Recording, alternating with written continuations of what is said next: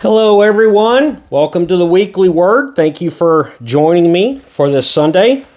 And I want to wish you guys a happy Veterans Day for any veterans of the United States Armed Forces or maybe any other countries around the world watching this. Happy Veterans Day, and thank you for your service. So, all right, still in the book of Proverbs. Last week I was in Proverbs 1.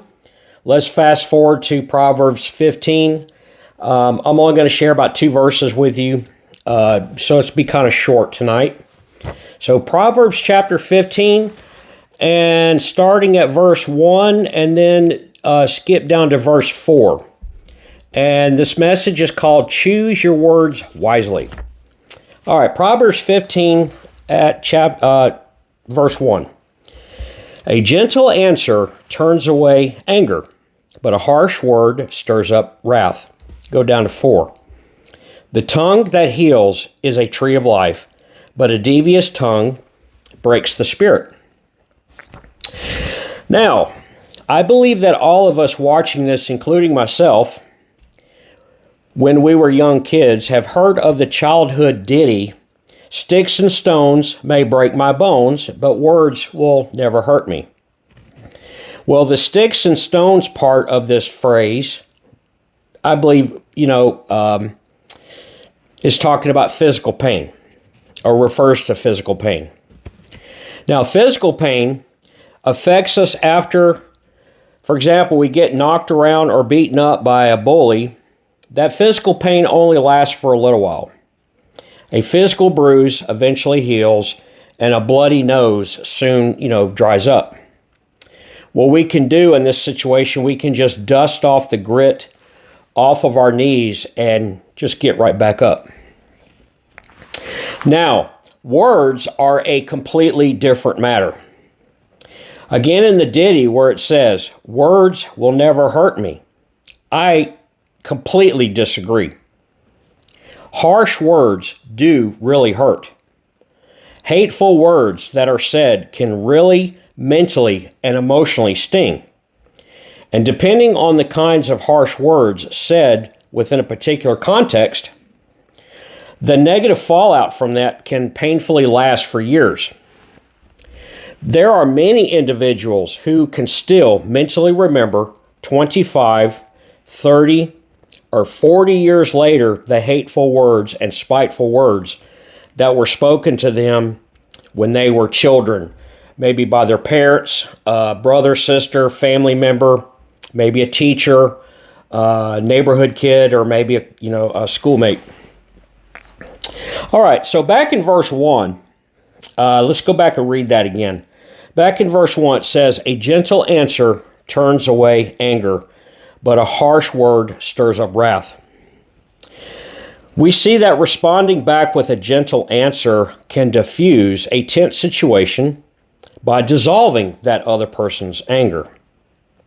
Being civil in a tense situation is not easy, and it requires patience, kindness, and self-control.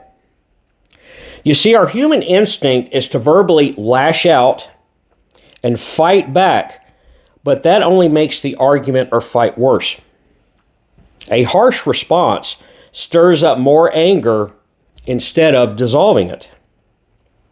Someone just needs to have the cooler head in the situation and say, "Okay, time out."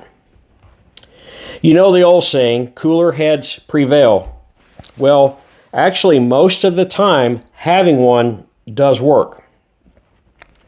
Now, let's go back to verse 4 and reread that for a second. Verse 4. "The tongue that heals is a tree of life, but a devious tongue breaks the spirit." Here we see that words can do 2 things. They can encourage or they can discourage. Positive and kind words that are said can bring healing and can contribute positively to a person's overall mental and emotional health. Words that are hateful and deceitful can crush a person's spirit and really knock down their morale. So, my viewer, watching this, Whenever you find yourself in locked verbal horns with your spouse, or you're in a tense verbal standoff with your coworker/boss, step back a bit. Take a few steps back.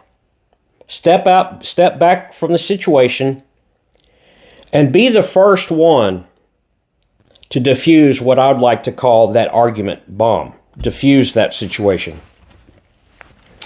Choose your words and responses wisely, because God always calls on us to be a peacemaker in verbal disputes, not the troublemaker. Amen. Thank you, viewer, for tuning in for this week.